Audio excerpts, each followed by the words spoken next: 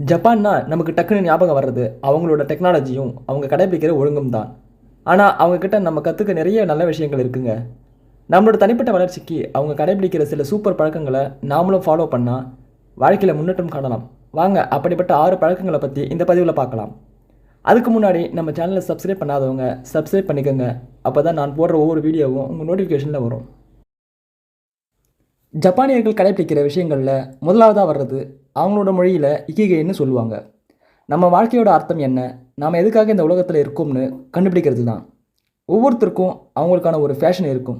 அதை கண்டுபிடிச்சி அதில் முழுசாக ஈடுபடும்போது நம்ம வாழ்க்கை ரொம்ப சந்தோஷமாக இருக்கும். ரெண்டாவதாக ஷோகுனின்.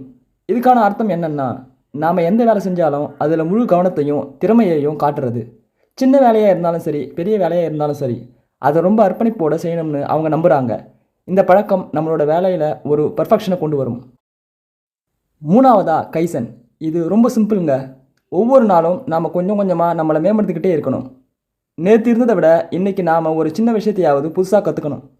இல்லைன்னா நம்மளோட திறமையை வளர்த்துக்கணும். இந்த பழக்கம் நம்மளை எப்பவும் முன்னேற்ற பாதையில் வச்சுக்கும். ஜப்பானியர்கள் ஃபாலோ பண்ணுற விஷயங்களில் 4வதாக வர்றது மைண்ட்ஃபுல்னஸ். அதாவது இந்த நிமிஷத்தில் என்ன நடக்குதோ அதில் முழு கவனத்தோடு இருக்கிறது. நாம் சாப்பிடும்போதும் சரி, சாப்பாட்டில் மட்டுமே கவனம் செலுத்துறது. பேசும்போது பேசுகிறவங்க சொல்கிறத மட்டும் கவனிக்கிறதுன்னு சின்ன சின்ன விஷயங்களில் கூட இந்த பழக்கத்தை கொண்டு வரலாம். இது நம்ம மனசை அமைதியாக வச்சுக்க உதவும். 5வதாக ஜப்பான்காரங்க இயற்கையை ரொம்ப மதிப்பாங்க. அவங்க எப்போவும் இயற்கையோடு ஒன்றி இருக்க முயற்சி பண்ணுவாங்க. சின்னதாக ஒரு செடி வளர்க்குறதுல இருந்து பூங்காவுக்கு போகிறது வரைக்கும் இயற்கையோட தொடர்பில் இருக்கிறது மனசுக்கு ரொம்ப நல்லது. 6வதாக அவங்களோட சாப்பாட்டு முறை ரொம்ப ஆரோக்கியமானது. அவங்க அதிகமாக காய்கறிகள், மீன், அரிசி இதுங்களை தான் சாப்பிடுவாங்க. அதுவும் சின்ன சின்ன அளவுகளில் சாப்பிடுவாங்க.